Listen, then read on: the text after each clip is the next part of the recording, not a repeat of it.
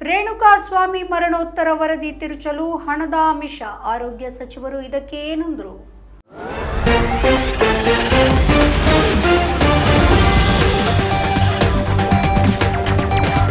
ನಟ ದರ್ಶನ್ ಮತ್ತು ಗ್ಯಾಂಗ್ನಿಂದ ಕೊಲೆಯಾದ ಚಿತ್ರದುರ್ಗ ರೇಣುಕಾಸ್ವಾಮಿಯ ಹತ್ಯೆ ಪ್ರಕರಣ ಸಾಕಷ್ಟು ಸದ್ದು ಮಾಡ್ತಾ ಇದೆ. ಈ ಸಂಬಂಧಕ್ಕೆ ಪ್ರಕರಣದಂತೆ ನಟ ದರ್ಶನ್ ಮತ್ತು ಇವರ ಗೆಳತಿಯಾಗಿರುವಂತಹ ಪವಿತ್ರ ಗೌಡ ಸೇರಿದಂತೆ ಒಟ್ಟು 17 ಮಂದಿಯನ್ನ ಪೊಲೀಸರು ಬಂಧಿಸಿ ವಿಚಾರಣೆಯನ್ನ ನಡೆಸ್ತಾ ಇದ್ದಾರೆ.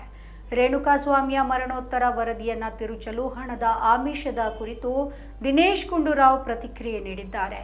ಈ ಕುರಿತು ಆರೋಗ್ಯ ಸಚಿವ ದಿನೇಶ್ ಗುಂಡೂರಾವ್ ಮಾತನಾಡಿ, ರೇಣುಕಾಸ್ವಾಮಿಯ ಮರಣೋತ್ತರ ವರದಿಯನ್ನ ತಿರುಚಲು ಹಣದ ಆಮಿಷ ನೀಡಿರುವ ಬಗ್ಗೆ ನನ್ನ ಗಮನಕ್ಕೆ ಬಂದಿಲ್ಲ. ಅಂಥದ್ದೇನಾದರೂ ಇದ್ರೆ ಅದರ ಬಗ್ಗೆ ಪರಿಶೀಲನೆಯನ್ನ ನಡೆಸ್ತೇನೆ. ನಾವ್ಯಾರು ಪ್ರಕರಣದ ತನಿಖೆ ವಿಚಾರದಲ್ಲಿ ಮೂಗು ತುರಿಸಿಲ್ಲ ಅಂತ ಹೇಳಿದರು. ಹೀನಾಯವಾದ ರೀತಿಯಲ್ಲಿ ಕೊಲೆಯಾಗಿದೆ. ಪೊಲೀಸರು ನಿಷ್ಪಕ್ಷಪಾತವಾಗಿ ಪ್ರಕರಣದ ತನಿಖೆ ನಡೆಸ್ತಾ ಇದ್ದಾರೆ. ತಪ್ಪಿತಸ್ಥರಿಗೆ ಶಿಕ್ಷೆಯಾಗಬೇಕು ಎನ್ನುವುದು ನಮ್ಮ ಬಯಕೆ ಅಂತ ಹೇಳಿದ್ರು. ಸಿಕಲ್ ಸೆಲ್ ಅನಿಮಿಯಾ ಹರಡದಂತೆ ತಡೆಗಟ್ಟುವ ನಿಟ್ಟಿನಲ್ಲಿ ಪ್ರಾಜೆಕ್ಟ್ ಚಂದನ ಯೋಜನೆ ಅಡಿಯಲ್ಲಿ ಆರೋಗ್ಯ ಸಚಿವ ದಿನೇಶ್ ಗುಂಡೂರಾವ್ ಮೈಸೂರಿನಲ್ಲಿ ಅದಕ್ಕೆ ಚಾಲನೆಯನ್ನ ನೀಡಿದರು.